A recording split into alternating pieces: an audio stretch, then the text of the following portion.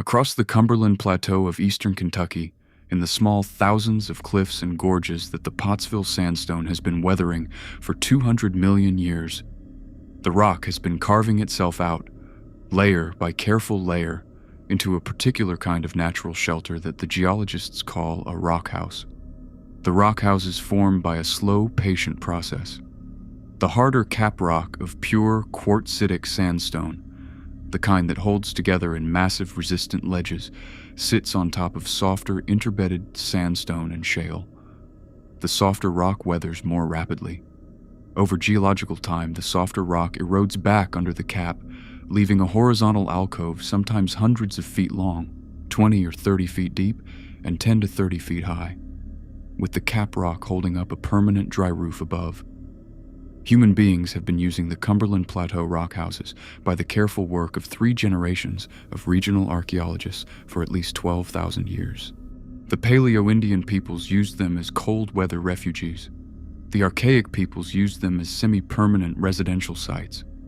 The woodland peoples, Adena, Hopewell, Fort Ancient, used them as ceremonial spaces, as burial sites, and as long-term winter habitations. The proto-historic Shawnee used them for hunting camps.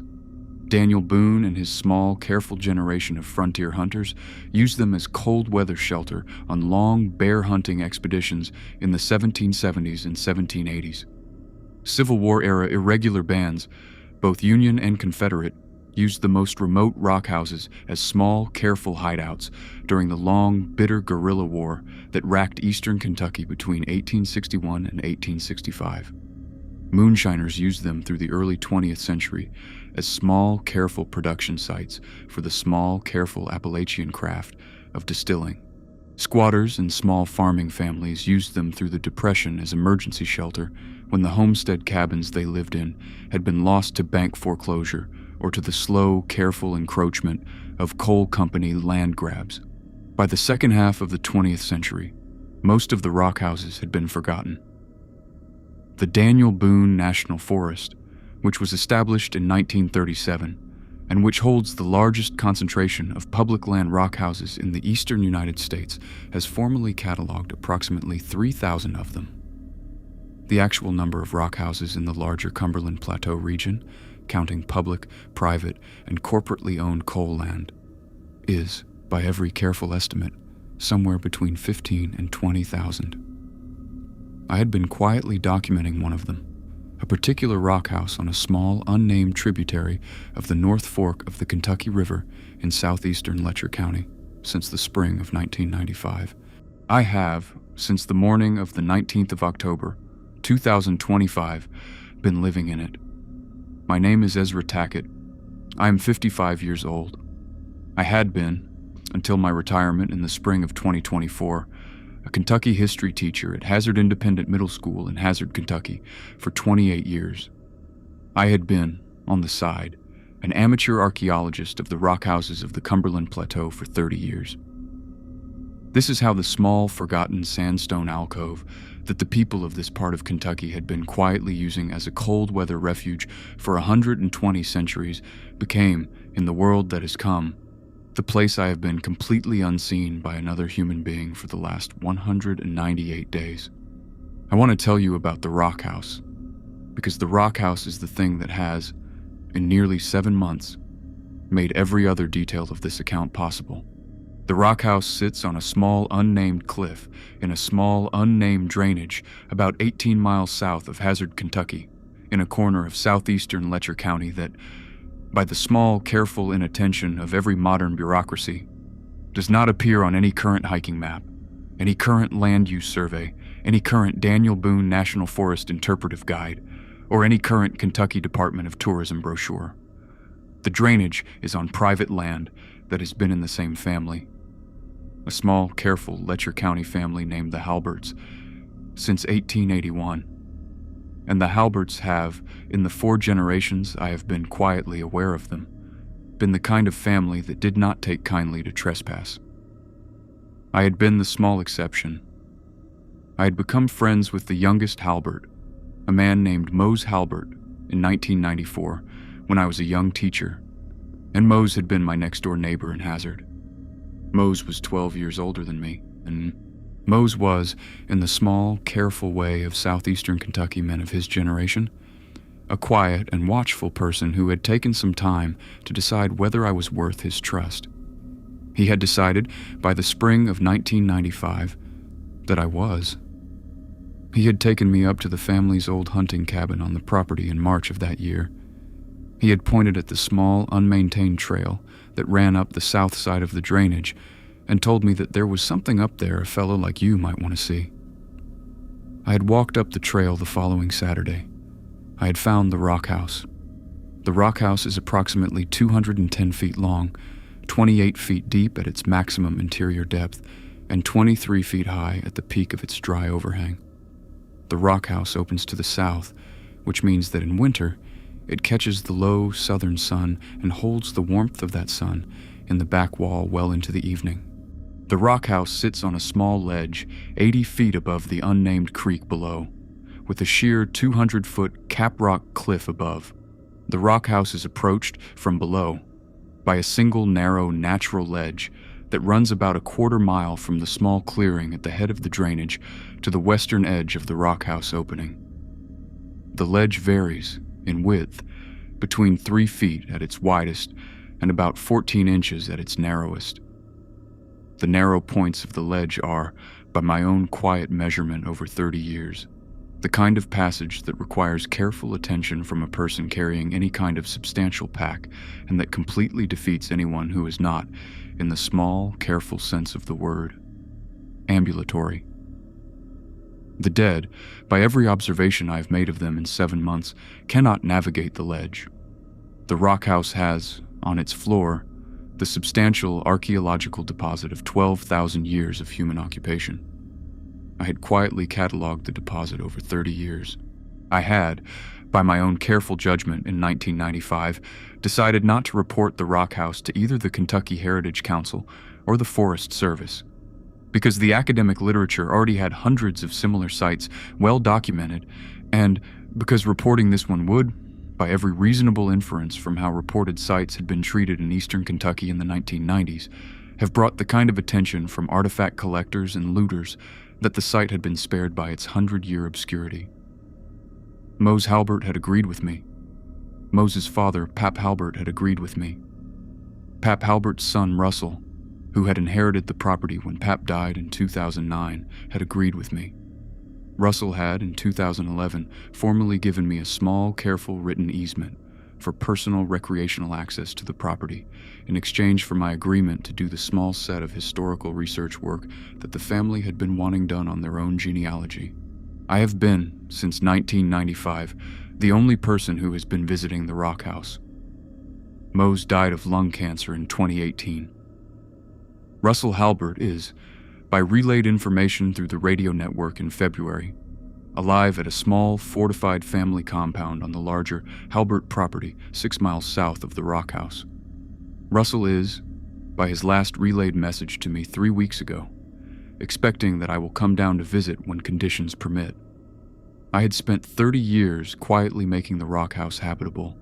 I want to compress because the slow, careful work of 3 decades of personal infrastructure building is a story unto itself. I improved the access ledge over 4 summers in 2003 to 2006 with a small set of hand-cut footholds at the narrowest points and a short length of climbing rope. I bolted into the rock at the most exposed traverse. I built a small wooden cabin inside the rock house in 2008, 16 feet long, 12 feet deep, with the rock house roof providing the cabin's overhead cover, which made the cabin essentially weatherproof, regardless of how casual its construction was. I installed a small wood-burning stove in the cabin in 2010. Vented through a careful flue, I ran out the south wall. I dug a small storage cellar into the soft sandstone floor of the rock house in 2012. I stocked the cellar with non-perishable supplies, canned goods, dry beans, rice, oatmeal, salt, sugar, and the substantial set of staple preserves my wife Wanda has been quietly making for me from her summer garden every year since 2014. I built a small water collection system in 2015 using a series of small, careful catchments to gather the slow drip from the seep springs that come down from the cap rock at the back of the rock house. The system gives me, on a normal day, about 3 gallons of clean, cold water. I built a small writing desk against the back wall of the cabin in 2018. I have been doing the small private work of writing by hand in a series of leather-bound notebooks I have been bringing up to the rock house one at a time over years.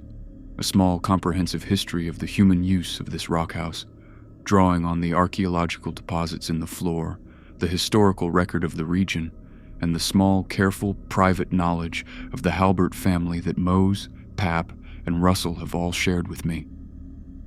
I have been visiting the rock house on average 6 weekends a year for 30 years. I had been planning to retire to the rock house for short stretches at a time, in alternating careful visits with my own home in Hazard for the next 2 decades. I had not, in any version of those plans, expected to be living in the rock house continuously. I had not been preparing for that. I have, in 200 days, been astonished by how nearly ready the rock house was. The morning of the 19th of October, 2025, was a Sunday. I was at home in Hazard. My wife Wanda Tackett, 53, retired pediatric nurse, was in Lexington for a long weekend with our daughter Cordelia. Cordelia was 38. Cordelia was a librarian at the Lexington Public Library. Cordelia lived in Lexington with her husband Brent and our 2 grandchildren, Maddie, 9, and Cole, 6. Wanda had driven up on Friday evening for a careful long weekend visit that had been on the calendar for 3 months. The first sign that anything was wrong was a phone call at 6:43 a.m. from Wanda. She said, "Ezra, are you watching the news?" I said, "I just made coffee." "What's happening?" She said, listen to me. There is something happening at hospitals across the country. Something really, really bad.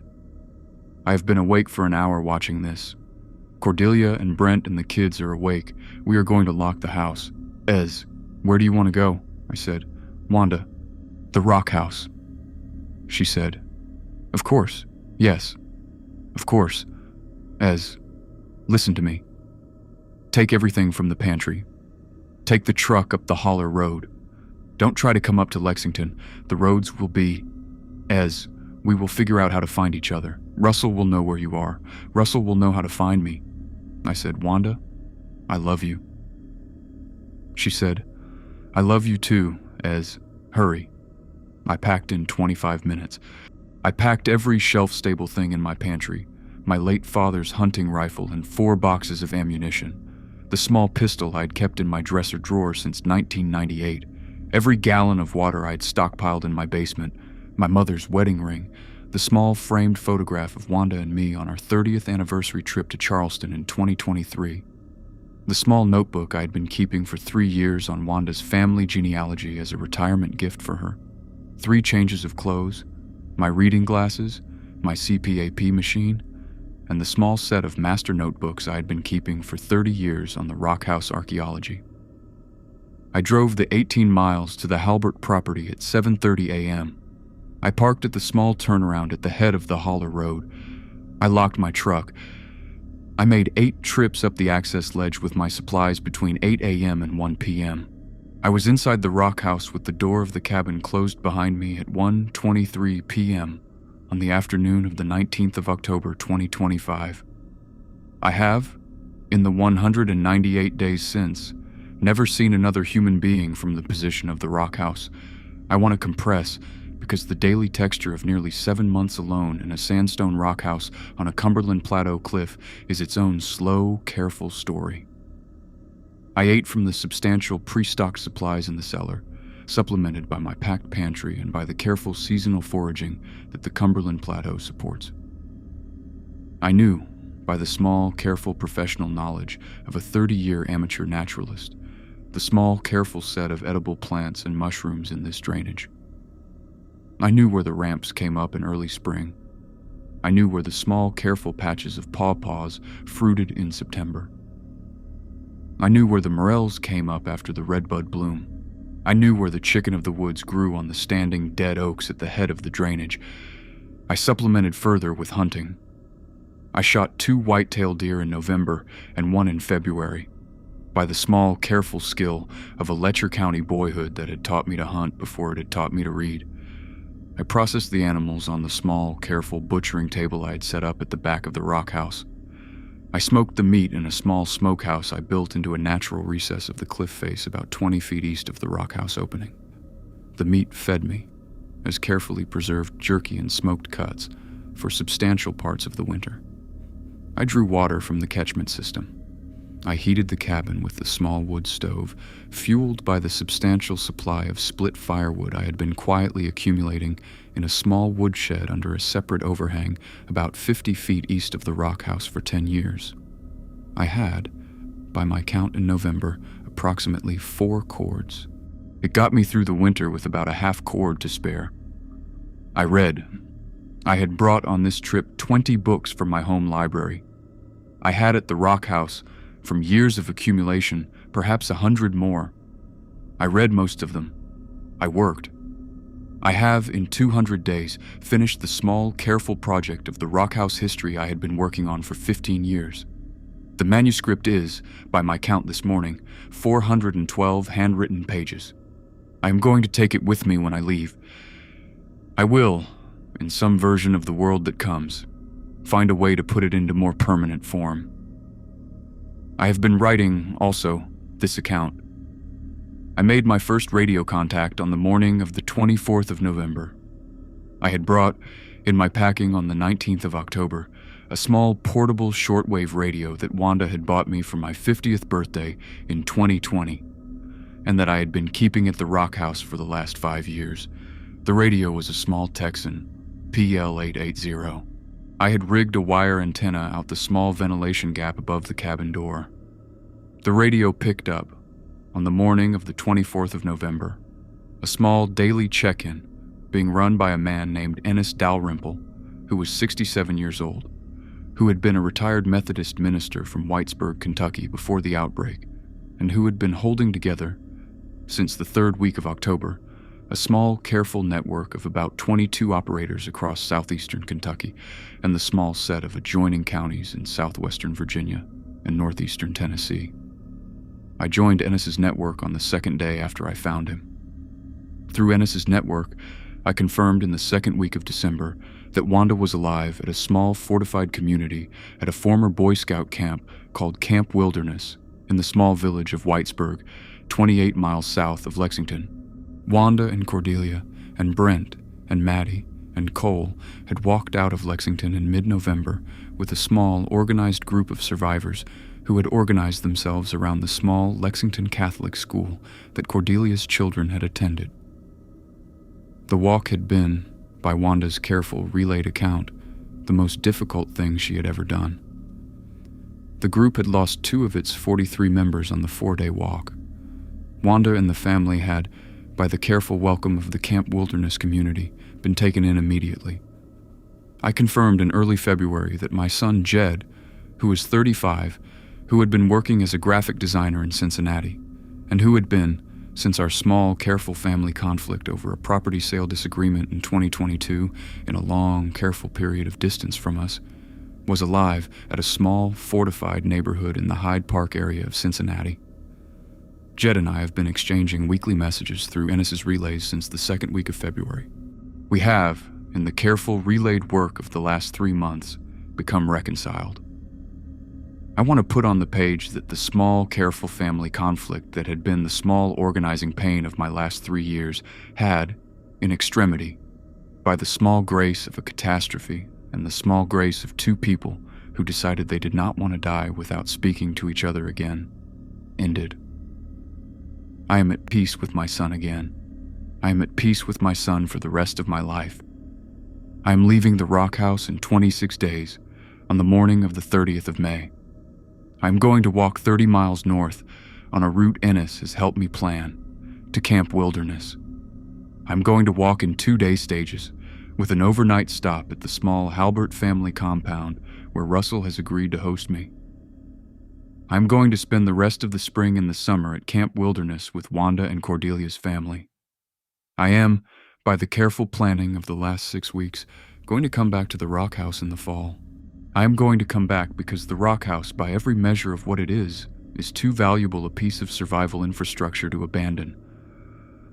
I am going to come back because the small history I have just finished is going to need a small, careful continuation. I am going to come back because, by the small, careful conversations I have had with Russell and with Wanda over the last 6 weeks, Camp Wilderness has decided that the Halbert property and the Rock House on it are going to function in the world that has come as a small, careful satellite refugee of the larger community, a place that 2 or 3 people from the community can rotate through on small, careful winter-keeping shifts for the foreseeable future. The Rock House is, in some way I had not anticipated, when I quietly walked up to it in 1995 carrying a notebook and a pencil, going to keep doing what it has done for the people of this region for 12,000 years. It is going to be a refuge. I am going to be, by my own careful agreement with the community, one of its first careful new keepers. If you are reading this, if you have, by some long, unspecified chain of events, walked up the small, unmarked trail that branches off the unnamed holler road that branches off State Route 588 about 4 miles east of the small village of Line Fork in southeastern Letcher County, Kentucky, and have walked the small quarter-mile of natural ledge along the southern wall of the unnamed cliff above the unnamed creek at the head of the drainage, and have come to the western opening of a sandstone rock house 210 feet long behind a small, concealed wooden door I built in 2008. I want you to know 2 things.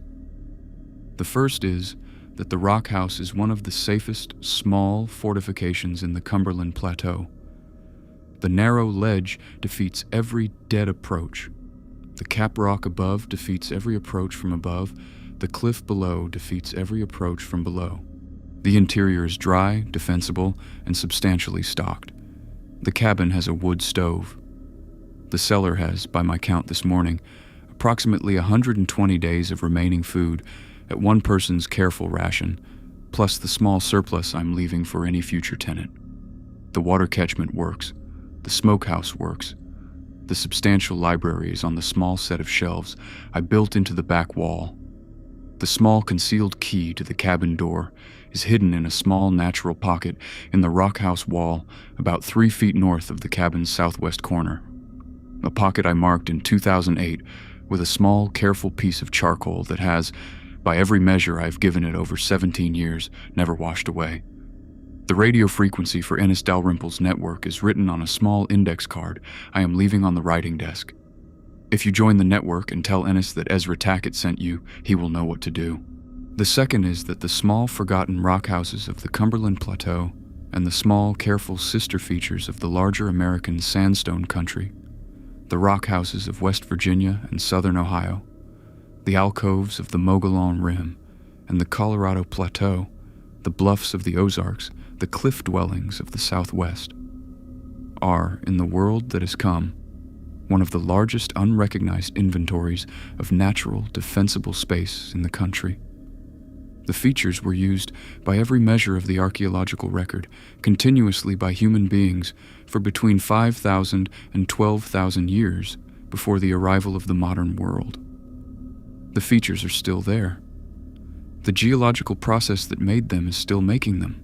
The small, careful, patient knowledge of how to live in them is still recoverable by anyone with the patience to learn it, from the small surviving body of regional archaeological literature and the small, careful surviving knowledge of the local people who have, in many regions, never quite forgotten that the rock houses were once homes.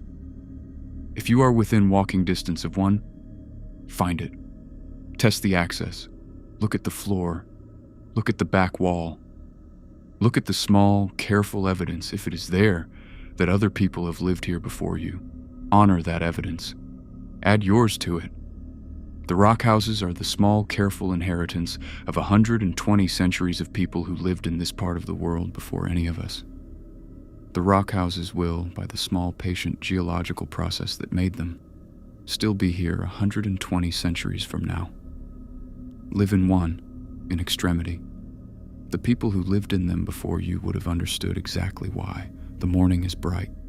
The first light of May is coming in through the southern opening of the rock house and falling on the small patch of back wall that Joseba, that Daniel Boone, that some late archaic hunter 4,000 years ago, that some Adena ceremonial visitor 2,000 years ago, that I myself, on 6 weekends a year for 30 years, have all watched the morning light fall on. The light is the small, patient, daily inheritance of the people who have used this place. The redbuds along the lip of the cap rock above are coming into their late bloom. The dogwoods on the south slope below are in full white flower. I am going to put down the small, leather-bound notebook I have been writing this in. I am going to walk to the small, natural opening at the eastern end of the rock house where I have been doing my morning meditation for 200 days. I'm going to drink a cup of black coffee from the small, careful supply I have been rationing for 6 months. I am going to spend the day doing the small, careful work of preparing the rock house for my temporary departure, sealing the cellar, cleaning the stove, leaving the small, careful note for any future tenant in the spot where future tenants would, by the small, careful patience of human attention, look. In 26 days, I'm going to walk north on a small back road through southeastern Kentucky to a former Boy Scout camp where my wife and my daughter and my grandchildren have been waiting for me. In the autumn, I'm going to come back. The rock house will be here. The rock house will be here for as long as the cap rock holds. That is, by every measure that matters, enough. Ezra Tackett. The unnamed rock house, Halbert Property, Letcher County, Kentucky, 4 May, 2026.